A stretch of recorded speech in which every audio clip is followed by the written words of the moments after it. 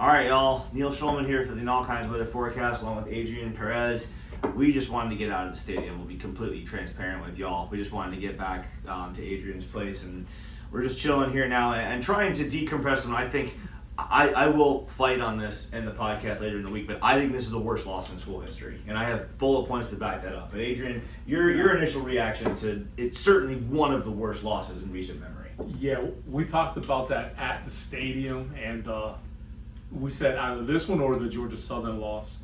And Georgia Southern had reasons for that loss. Yep. Mind you, don't steal my talking points. Injured, yeah, right. We had Skyler Morning at quarterback that day. Yeah. There's no such excuse today. But with all the expectations from this team, Billy's fourth year, DJ Lagway, the chosen one at the quarterback, to lay this stinker, and I called it in the preseason podcast. I said Billy has to avoid the yearly stinker he lays. Okay, he lost to Arkansas one year, he lost to Vandy another year, and now USF at home. Can't get away from that, man. And then you get beaten down by Miami and Texas A&M a year ago to start his third year, and we think that that's the guillotine drop moment. It's not. He finishes out the year. There's a lot of momentum heading into his fourth year because you beat LSU, you beat Ole Miss, you beat a terrible FSU team, and then you go and you beat a pretty meh Tulane team in the bowl game. And now you have all this hype coming into year four. This is the year. You have an All-American at center in Jake Slaughter. You have another good offensive lineman in Austin Barber. You have Damian George playing his more natural position. The offensive line should be eating. Your defensive line is good, right? You got George Gumbs coming back. You got Tyreek Sapp. Caleb Banks hasn't even played yet. But you got Brendan Bett coming in from Baylor. There's a lot of hype around him. Oh, my God. Yeah, and then you Hold on. 20 minutes before Brendan Bett did what he did, I had tweeted, is Brendan Bett even playing today? Yeah. And then a couple people had said, yes, he is. He's just having no impact.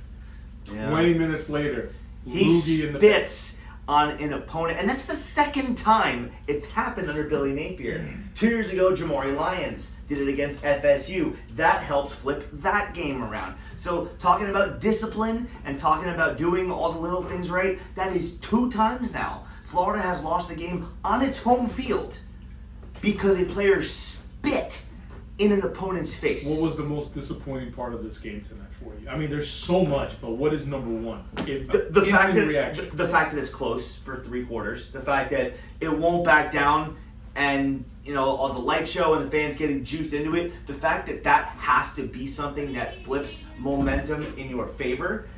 That honestly, I think it was. I think just the play of DJ Lagway. Yeah. The play of DJ Lagway to me has been the most disappointing part so far this whole season. And we're gonna never know because of the cloak and dagger way of college football coaches nowadays. We're not gonna ever know how injured DJ Lagway was. Yeah. Right? But the mismanagement of DJ Lagway since the Tulane game of last year, I think is going to be something that Billy Napier has to answer for, because DJ Lagway has regressed from last year. Definitely. He looks bad. Trammell Jones looked better a week ago. Yep. Than DJ Lagway has looked in the first half last week and then the full game today. We want to talk X's and O's, the most disappointing X's and O's piece of this. What are you doing in the last 3 minutes of the game with the clock? I understand that South Florida loads the box up, so it's a little more difficult to run. But this is what you said was your strength all off season long. This is your year, right? You have the All-American. We can go through those talking points again. You have your guys at offensive line, and it's supposed to be the part of the game that wins it for you. And now is when you decide to throw the football. After you run the ball all game long, and people are upset that Napier's being too conservative. Now with 3 minutes to go and South Florida down with they already wasted a timeout. Yeah. They're down to 2 timeouts. So on first down, he throws the ball, and Lagway missed a throw. You can put the blame on him, but of all times to get conservative, that's when you think he would do it, and he doesn't. You think that's the time to ride Bog? That's Ball or Jackson. You would think, and again, I know that they loaded the box. I know that they were daring DJ to throw. I know there was one-on-one coverage, and I know Lagway missed the throw. But again, when that is the strength that you have been talking about to the media, you've been talking about that to your players, that we're going to be a line of scrimmage team all off season long, and then you don't trust it against South Florida? Man, so much. I mean, that's just the disappointing part too. The defense gives up only 16 points, right? Because you can't count the 2 of the safety. But the defense was somewhat disappointing also, man. Get a lot of yards, didn't get any pressure. Didn't get any pressure at all. Was the Tyreek sack the only sack there? Yep, I believe so. There were I think 2 or 3 other plays where they generated pressure, forcing them to throw the ball. Tackles for loss, I haven't seen the stat yet. Cormani but McLean a lot of tackles for loss. Cormani had 1 nice play. Less than 5. But yeah, the whole game.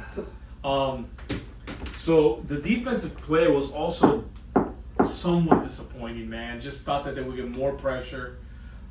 Banks hasn't been able to play yet, so that probably came back to bite them. But that should not have been the deciding factor. No, and that should not have been the deciding factor, nor should the referee's decisions to throw flags in certain spots and not others. The refereeing was terrible, but guess what? You shouldn't be in a kind of game with South Florida that relies on them to help you out. You shouldn't need them to make the correct call for you to win this type of game. All right, so next week is LSU. That's going to be fun. Yeah. So let's go right now, man. What's the record at the end of the year?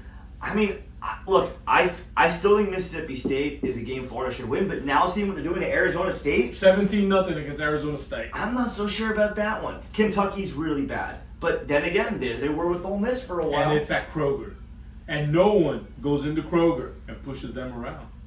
Florida sure has. Florida's lost the last 2 there. And I mean, yeah, like this is the point where we talk about, all right, where does Florida go next? I know Northern Illinois came into Notre Dame and beat them last year, but there's a big difference between a Marcus Freeman run program and a Billy Napier run program, and failing to recognize that is just intellectually dishonest. All right, so listen, we're going to wrap this up, but let's give a record, and is Billy Napier coaching the first game next year? What's the record at the end of the season, and is Billy Napier coaching this team game 1, 2026? Yeah, 5 years. I think Florida's going to have a real uphill battle to get to a bowl game. I think that is very optimistic. I'm thinking 4-8, 5-7. They're not going to lose every game that lies 4-8, 5-7, and is Billy Napier back next year? I think he is because of the we just extended our athletic director for another 5 years, who seems to really like him, who had every reason to fire him last year, including the buyout money in his pocket, and instead goes the talking point, chose to spend it on NIL. All right, here goes. I saw some things that I don't think Billy Napier is going to be able to rally the troops like he did last year. The Brendan Bett situation is going to linger. Yeah. Okay, you get a player in that moment spit in another player's face. Was he not watching the football game Jalen 2 Carter. days ago? Jalen Carter of the freaking Eagles? Yeah. That in that situation is going to be a problem in the locker room. Yeah. And we'll see how Billy handles this. People are saying that kid should be kicked off of the team. I think he should be. So we'll see how Billy handles this. That's number 1. Number 2, I saw some stuff post-game that was kind of weird. With some players on the field. I'm not going to mention names, okay? Yeah. Maybe some other time. But I saw some situation with some players walking off the field, the ones who went to the corner to do the fight song, the alma mater and stuff like that. I saw some dynamics there that Billy's going to have his hands full, man. I don't see the rally around the Gator flag like what happened last year. I'm calling 3-9, and Strickland has no choice but to fire Billy at the end of this year. And you're probably going to lose Lagway. You know what? I think you might lose Lagway anyways, because I think people are going to get into Lagway's ears and tell him, dude, you're not being developed. This offense that you're running, and I think Lagway might be looking around regardless of Billy being here or not.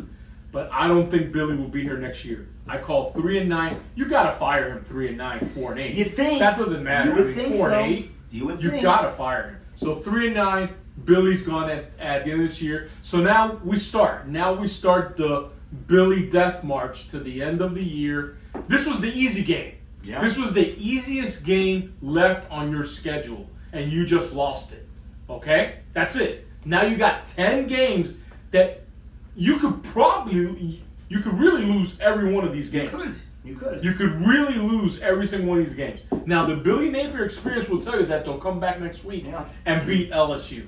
And then they'll lose by 50. And then they'll go to Miami. That's what happens. And get blown out. They're very so who knows, man? Who knows? But heck, they did make up for the no penalties last week. You got to give it to Billy and the boys. They came in strong. They say, hold it. Goose egg and penalties? No, that's not We're going to acceptable. show you, man. We're going to 11, baby. All right?